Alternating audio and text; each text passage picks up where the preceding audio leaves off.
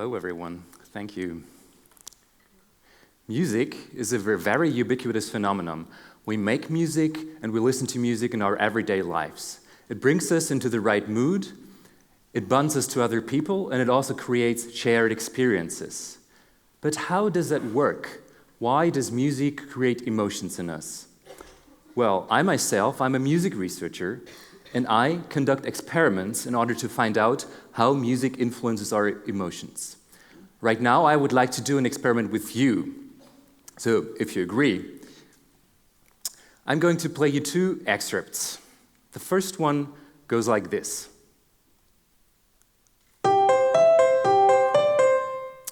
So now, everyone who thinks that this sounded sad, please raise your hand. Okay, no one here. Who would say that this one sounded happy? Please raise your hand. Okay. Now let's go to the next one.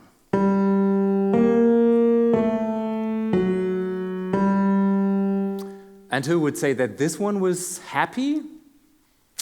Okay, again, no hands. And who would say that this one was sad?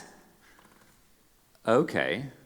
So I see a lot of hands. So maybe we can agree on that the first one was a happy excerpt and maybe also made you feel happy a little bit. And the second one was a sad excerpt and made you feel a little sad. However, maybe not everyone raised their hand. So there's some similarities in your feelings. However, not everyone may have agreed on that.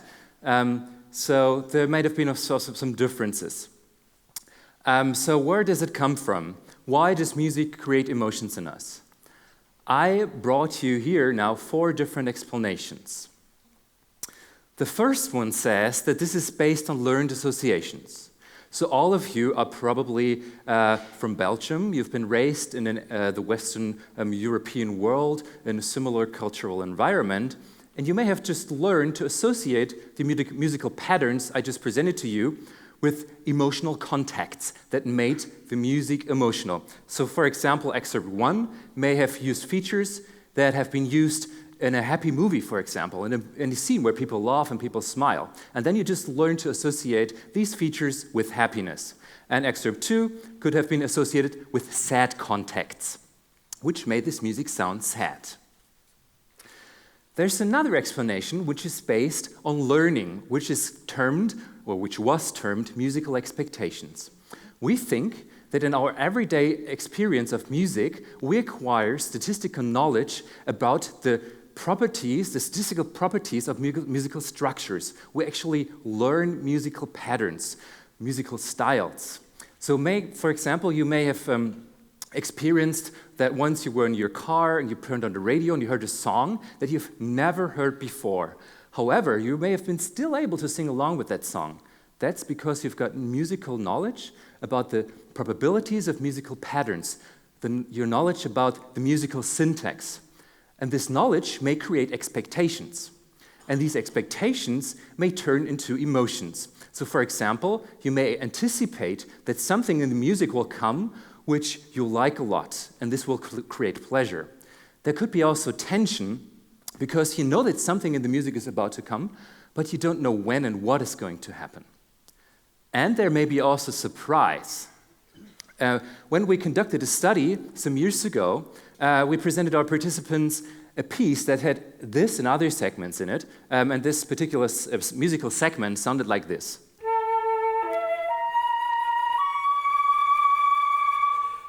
And in the context of that piece, our participants told us that this is very unexpected to them. It was computationally difficult to predict from the musical structure, and we could also measure that this segment and also the other segments that were surprising to our participants induced physiologically and subjectively arousal in our participants.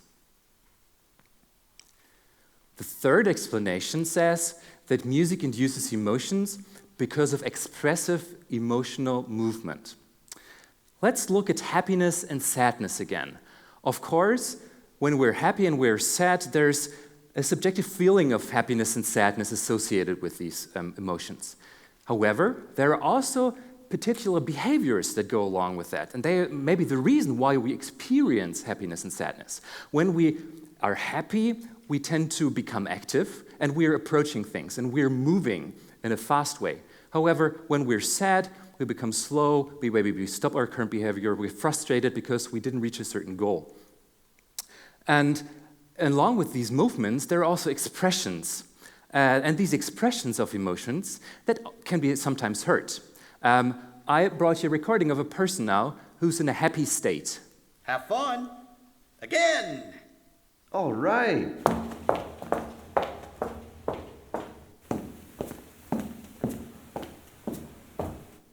Even from the sound of footsteps, that's something we found out in the study, people can recognize the emotional expression or the emotional state a person is in. Now let's listen to someone who's in a sad mood. Have fun. Again. All right.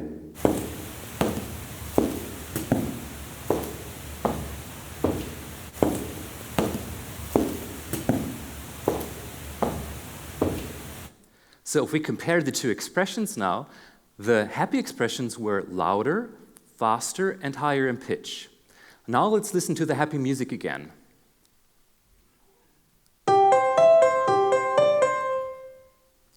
And now to the sad music again.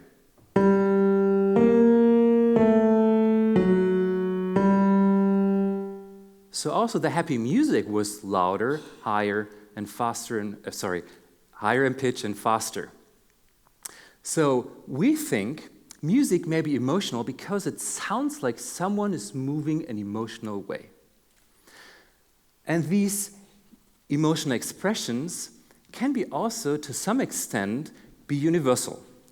In a study that some colleagues of mine conducted, they asked people to control certain acoustical parameters of music, those that I just mentioned, and they asked them to express happiness and sadness. And what they observed that people use very similar settings in two very different isolated cultures without any contact with each other. The same goes for emotion recognition. So in another study that some colleagues conducted, they observed that people also from two very distinct and isolated cultures were able to recognize happiness and sadness in happy Western and sad Western music. But how does recognizing an emotion become to feeling an emotion for yourself? We think that this is realized through a process that is similar to empathy. So for example, if we think of excerpt 1 that may have made you feel happy, you may have empathized with that person you imagined that was expressing happiness. In order to test all these ideas of the universalness of emotion induction, we conducted an experiment some years ago at McGill University and established a collaboration with an ethnomusicologist. She went to the northern Congo rainforest and visited a population of Congolese pygmies that lived there without electricity, without access to electronic media, and they were very unfamiliar with Western music. They basically have never heard it before. We then presented to those participants and also to Canadians Western music. When we then categorized it into Western positive music and Western negative music, so that's the Western opinion about music, we saw that the responses to these two types of music were very different for the two groups. So there was no universal emotion induction for valence, so for positivity or negativity. However, when we grouped our music with respect to its arousing potential, so also the Western opinion again, we could see that in both groups, arousing music compared with calming music induced subjective and physiological arousal. So the sympathetic nervous system, our participants in both groups, became active. And the arousing music, again, was louder, faster, and higher in pitch. However, there could be also a fourth explanation of these findings, which does not relate to expressive movement.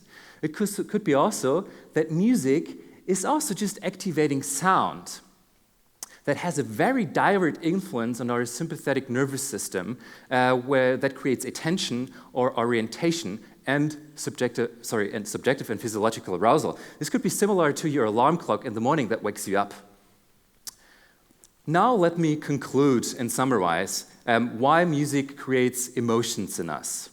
I just presented you 4 different explanations. The first one says that this is based on learned associations. The second one says that this is because of your knowledge about musical structures that builds up musical expectations. The third one says that this is due to expressive movements, and the fourth one says that this is due to activating sounds. The top two mechanisms are based on learning and may explain why our emotions, that can be sometimes very rich when we listen to music, can be very individual and different. However, the bottom two mechanisms and explanations I just presented to you may be based on more universal response patterns and help to explain why our responses are sometimes very similar and maybe bonding us together and creating shared experiences. Thank you.